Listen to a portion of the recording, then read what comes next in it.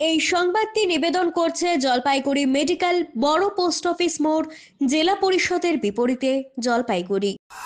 পারিপার্শ্বিক কারণে একসময় বন্ধ হয়ে যায় ক্রিকেট টুর্নামেন্ট। 12 বছর পর আবার ক্রিকেট টুর্নামেন্টের আয়োজন করলো জলপাইগুড়ির মিলন সংঘ ক্লাব ও দিশারি ক্লাবের সদস্যরা। মিলন সংঘ ময়দানে 8টি টিম নিয়ে অনুষ্ঠিত হচ্ছে 16 ওভারের নকআউট ক্রিকেট টুর্নামেন্ট। এদিন এলিট ওয়ারেস বনাম আটল ওয়ারেস পরস্পর প্রতিদ্বন্দ্বিতা করে। খেলাকে ঘিরে টানটান উত্তেজনা ছিল দর্শকদের মধ্যে। আটল ওয়ারেস 16 ওভারে 8 উইকেট 203 রান করে।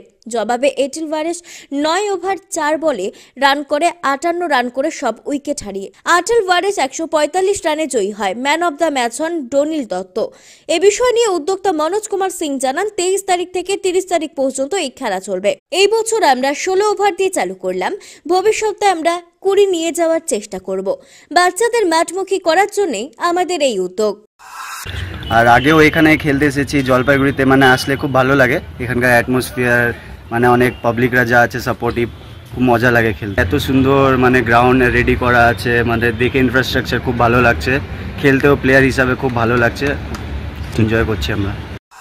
জলপাইগুড়ি দিশারি ক্লাব আর মিলন সংঘর যৌথ উদ্যোগে একটা ক্রিকেট টুর্নামেন্ট আয়োজন করেছি। এটা আমাদের 23 তারিখ থেকে 30 তারিখ অবধি চলবে খেলাটা। ঠিক আছে, 8টা টিম অংশগ্রহণ করছে, তার মধ্যে আমাদের শিলিগুড়ি টিমও আছে।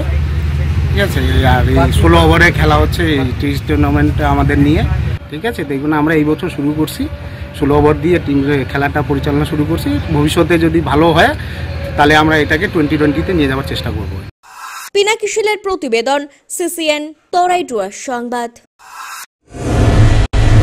প্রতি মাসের তৃতীয় রবিবার এসএসকেএম হাসপাতালের চিকিৎসক ডাক্তার অরুণাভ ঘোষ, এমডিডিএম এন্ড্রোক্রিনোলজিস্ট রোগী দেখবেন জেলা পরিষদের বিপরীতে জলপাইগুড়ি মেডিকেলে। তারা সুগার, থাইরয়েড, স্মৃতিশক্তি কমে যাওয়া, অতিরিক্ত ওজন, হাত পা যন্ত্রণা, দুর্বলতা, মাথার চুল উঠে যাওয়া, একাগ্রতার অভাব ইত্যাদি সমস্যায় ভুগছেন। তারা ফোন করুন 9933342740 এই নম্বরে।